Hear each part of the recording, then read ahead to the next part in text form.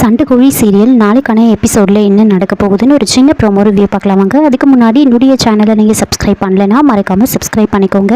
பக்கத்தில் இருக்கிற பெல் பட்டனையும் ப்ரெஸ் பண்ணிக்கோங்க. மகா வந்துட்டு புவனா கிட்ட எல்லா உண்மையும் சொல்லிவிட்டு நான் இங்கேருந்து விக்ரமை பார்க்குறதுக்கு சென்னைக்கு கிளம்ப தான் போகிறேன் அப்படின்னு அங்கேருந்து கிளம்பியிருப்பாங்க. இன்னொரு பக்கம் நந்தினி வந்துட்டு மகான்ற பேரில் வேறு ஒரு பொண்ணை விக்ரம் முன்னாடி நிறுத்த போகிறேன், அப்படி விக்ரமுக்கு அந்த பொண்ணு பிடிச்சிருந்தா அந்த பொண்ணையே விக்ரமுக்கு கல்யாணம் பண்ணி வைக்க போகிறேன், இதை வச்சு தான் வந்து சொத்து எல்லாம் என்னோட பேருக்கு மாற்ற போகிறேன் அப்படின்னு பிளான் பண்ணியிருப்பாங்க.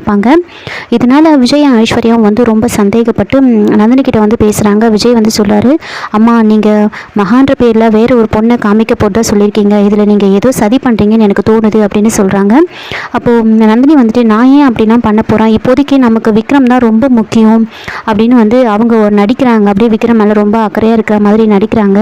அப்போ ஐஸ்வர்யா வந்துட்டு இல்லை அத்தா, கண்டிப்பாக நீங்கள் ஏதோ சதி பண்ணுறீங்கன்னு தான் எனக்கு தோணுது, விக்ரம் அம்மாவுக்கு வேறு ஒரு பொண்ணை கட்டி வைக்கலான்னு நீங்கள் பிளான் பண்ணுறீங்க, இதில் வேறு என்னவோ இருக்குது அப்படின்னு சொல்கிறாங்க. நீங்கள் சித்தர் சொன்னதை மறந்துட்டீங்களா, கண்டிப்பாக வந்து மகா வந்து வீட்டுக்கு வருவா அப்படின்னு சொல்லி நந்தினி வரமாட்டா அப்படின்னு சொல்லிட்டு இருக்காங்க.